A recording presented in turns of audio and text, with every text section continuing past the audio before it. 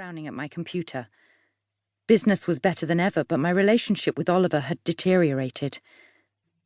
Mainly, I was certain, because of my failure to engage with his grown-up daughters. Ruby, 26, and Poppy, 18, had never even pretended to like me, still referred to me as the new wife. Irritated, I swept my hand through my hair, making a mental note to get my roots done. I almost left my skin when a female voice chimed, Hi, so sorry, the trains were running late, and I wanted to bring you a coffee, but there was a queue. I promise it won't happen again." I looked up with a sigh of relief to see Saskia approaching my desk, silhouetted by the rectangular window behind that looked onto the tree-lined car park. It was unusually cool for late May, and the glass was speckled with rain. She came closer, details emerging like a developing photograph. Brown hair held off a clear-skinned face in a low ponytail, cat-like green eyes behind round glasses, crinkled in a smile, full lips pursed slightly as she held out a cardboard cup of coffee.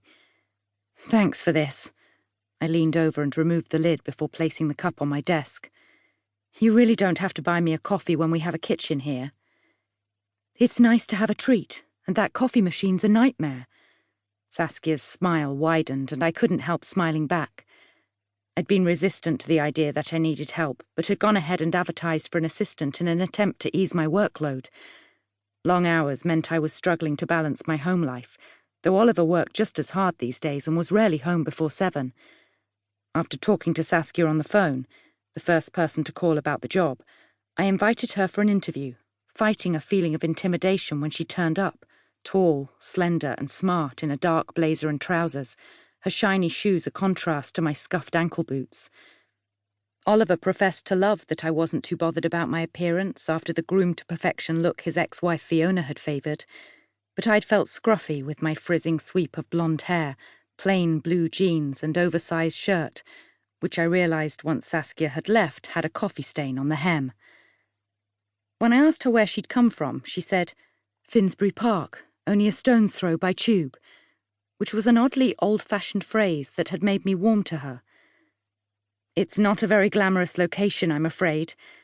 I was referring to the northeast London industrial estate where Classic Props, as we tended to call it, was situated. "We need the space for storage, so—" I trailed off, wondering why I was being apologetic while she glanced around with an interested gleam. "I actually love it already. I took the online video tour. It's amazing." Saskia was 28 and explained she'd had a career break to take care of her sick grandmother but was keen to get back to work. "I contacted someone she used to work with and apparently she's a brilliant organiser," I told Oliver that night. "She's starting on Monday. I've cleared it with Mark." Oliver had sold his share in the company a year ago to focus on his family's wine company, and his friend and former business partner Mark Bradbury had been forced into retirement 6 months earlier after a skiing accident left him with a back injury.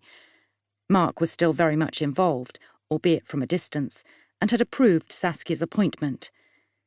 "It's not been a good start to the day," I told her now, and filled her in on Sally's call. "Don't worry, I'll arrange to have the chaise longue delivered," she said in her unflappable way, shedding her coat as she headed to her desk. She'd only started a week ago, but already it was hard to remember how I'd managed without her. "It's an easy mistake to make." "Not for me." "Thanks, Saskia."